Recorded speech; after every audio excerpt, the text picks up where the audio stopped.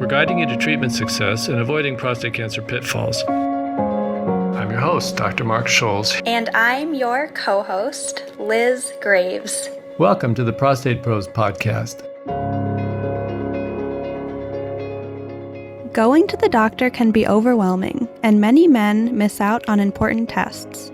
We're going to talk about a few tests men with prostate cancer should ask their doctors about while they're being monitored and treated for their prostate cancer. Absolutely, Liz. One thing I've learned after almost 30 years taking care of prostate patients is that we're dealing with a slow motion situation. And what we've learned is that in this situation, other health problems besides prostate cancer become more important and take on a greater priority. What a tragedy if someone who's in complete remission from their prostate cancer all of a sudden develops a colon cancer that can't be cured. This is a terrible development because men are in the doctor's office. They can be screened for these things on in a simple basis whenever they come in for their prostate checkups. One thing I hear you talk to patients about all the time is getting checked for heart disease. Heart attacks are the #1 killer of men, so this is a very important thing to be screened for. Yes, indeed. One thing that people don't know is that about a third of men discover that they have heart disease when they're dead. This is a silent problem. We're talking about the slow buildup of plaque in the coronary arteries to the point where an artery blocks off. Now, many men, if they get to the hospital immediately, will be saved because they can do cardioversion and stents and all kinds of things like that.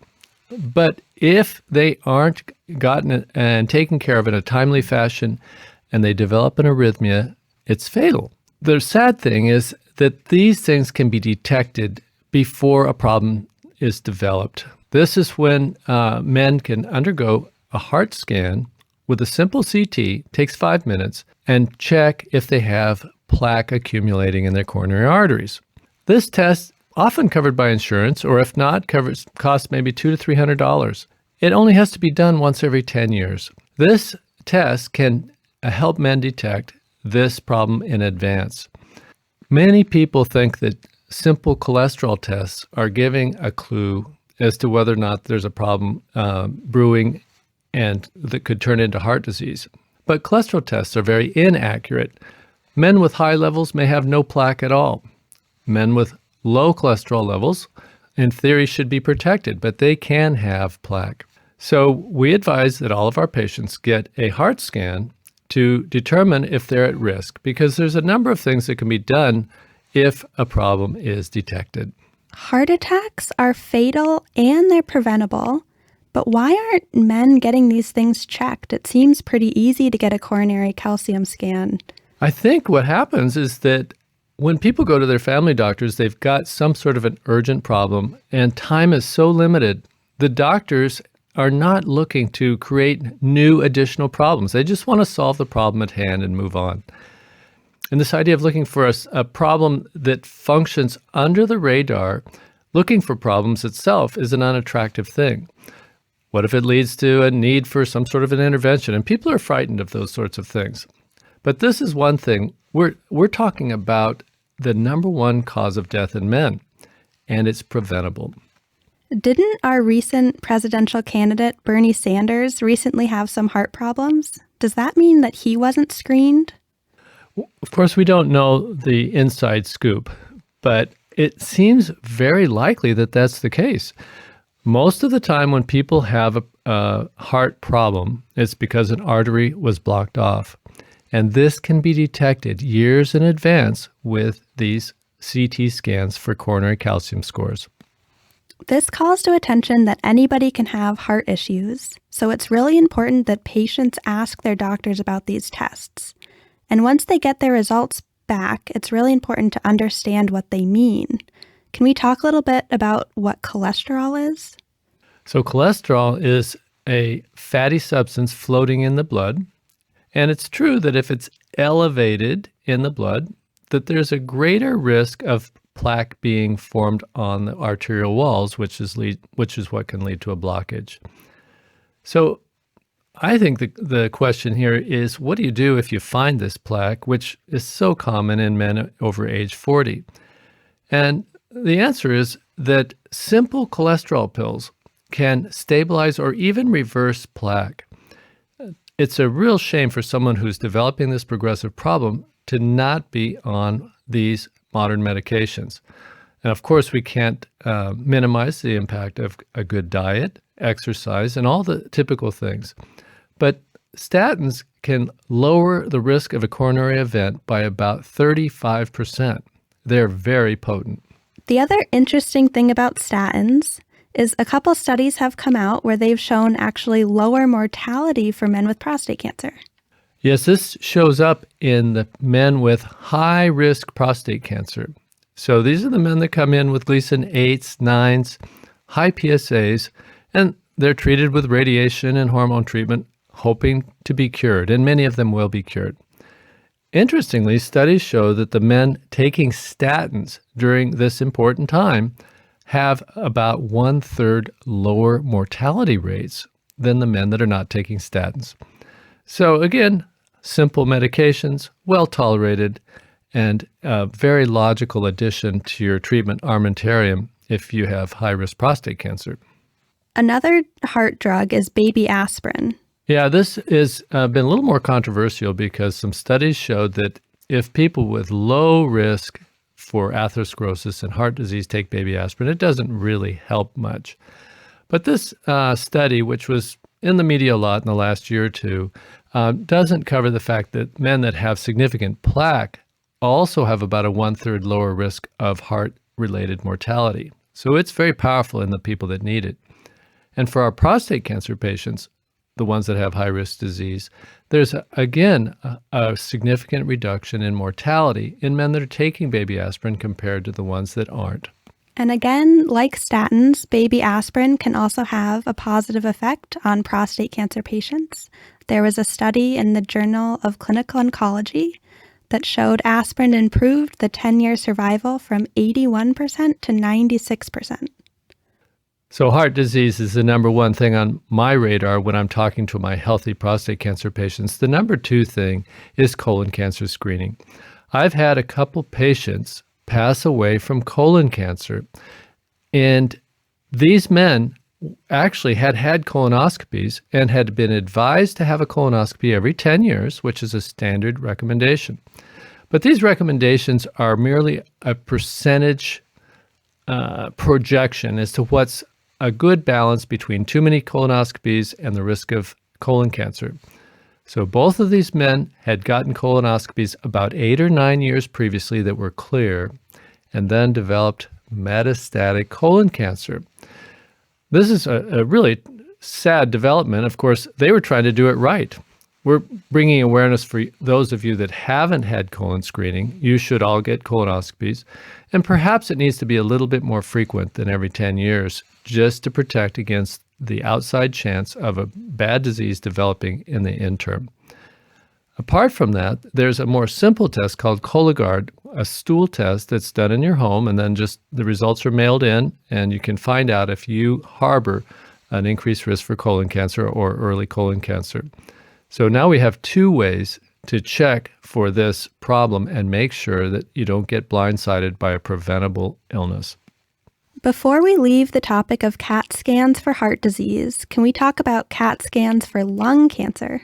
Exactly. The lung cancer mortality is even higher than prostate cancer mortality. Prostate cancer mortality is the number 2 cause of cancer death in men. Lung cancer is the number 1 cause. Of course, this is related to either past or current smokers. If someone quits smoking within the last 15 years, they're still at increased risk for lung cancer and should be getting an annual CT scan of the lungs. This is a very simple 5-minute scan, doesn't require any IVs, and patients can be checking for any abnormal spots in their early developmental stages that can be cured if they're detected. Of course, all current smokers should be getting a scan every year as well. So this extends not only to our patients, but to their loved ones, their friends, their family, anyone that you know is smoking. It's a loving and sensible thing to confront them and say, I know it's hard to quit, and of course encourage them to do so, but if they can't, they should get a CT scan every year. What else should men be doing every year? Well, our patients are pretty good about getting physicals every year, and this, of course, includes a standard battery of blood and urine tests. People ask me, what do we do a urine test for? Basically, it's a screening test for bladder cancer. You want to make sure there's no blood in the urine. And that raises an interesting issue related to a new test called CX bladder. One of the standard treatments that urologists do for men with blood in the urine is a scope up the penis, which sounds uncomfortable, and I believe it is uncomfortable. Now we have a new urine test, CX bladder, that's very accurate for detecting bladder cancer. So this is only performed in men that have traces of blood in their urine, but it's a great way to avoid getting a scope if you do have any blood in the urine. Other annual tests are a skin exam to look for pigmented spots like melanoma. Get your eyes checked once a year. Make sure that the pressure in the eye isn't going up. Glaucoma can cause a silent progressive loss of vision. And this is why everyone needs an eye check every year. Apart from getting a yearly physical, men also need to get vaccines. One of the recent breakthroughs has been a new vaccination called Shingrix for shingles. Shingrix is very effective at preventing shingles. And the lifetime risk for all of us that have been exposed to chickenpox, which is most of us, is 1 out of 3 people will get shingles. And shingles is a nasty problem, but many people don't know that 10 to 15% of people that get it, it never goes away. And they can be left with chronic, lifelong pain. So everyone needs to get the shingles vaccine that's been exposed to, that's had chickenpox at some time in their lifetime. The other vaccines, flu vaccines, pneumonia vaccines, I think are sensible. I don't tout them with the same energy because we have a flu antibiotic called Tamiflu. If you or loved one develops flu symptoms, and this is completely apart from this crazy COVID era that we're in, people can start on Tamiflu and their symptoms will usually go away within 24 hours. So we all know that women are a little bit better with preventative health than men are. And one thing that women are really aware of screening for is osteoporosis. And osteoporosis also occurs in men. It certainly does, and we're more aware of it in the prostate world because sometimes our patients are getting hormone treatments that can accelerate osteoporosis. But the other thing is osteoporosis appears just as we get older. And this is all a part of aging, that is losing muscle, losing bone. And this leads to greater frailty of age. When you look at the things that take guys out, we've talked about cancer, we've talked about heart problems, but accidents, falls, hip fractures, these things are a big problem for our patients. We have so many men that are in their 80s or even their 90s, and something can be done about it. Once again, we come back to the idea of scans. Simple bone density scans can detect osteoporosis before a fracture occurs. If fracture occurs in an elderly man, about 50% of these men will be put in a nursing home and it will be the end of their lives. So tragic when a preventable problem like this, a simple injection, a pill, exercise, all these things can prevent this type of a disaster. To relate it to prostate cancer, hormone therapy accelerates calcium loss, which means a lot of those men are at extra risk for osteoporosis. But only 10% of these men are getting checked for osteoporosis. Yeah, we've mentioned before that urology is supervising most of the prostate cancer in the United States. And these busy practices, seeing 30 or 40 men a day, are administering Lupron shots, but men aren't getting checked to see if they're losing bone. This podcast is to help you men know the checklist, what needs to be looked for, not only for men on hormone therapy, but just because we're all getting older. Prostate cancer is a condition of aging men. You need to be aware of these important issues. So there are a lot of things men are missing out on during their doctor's appointments. Heart disease, cancer, and osteoporosis are important things that need to be screened for.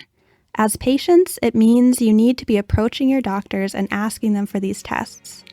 To make it a little bit easier, we created a list that we'll post at www.podcast.prostateoncology.com. This is a really important episode to share because a lot of our listeners have prostate cancer, so they're probably aware of getting screened for heart disease and the risk of osteoporosis, but that's because they're coming into the doctor's office frequently and they have access to these tests. So sharing this with people who aren't going into the doctor's office may really help them, and it could even save their lives. Please remember to rate, review, and subscribe on Apple Podcasts.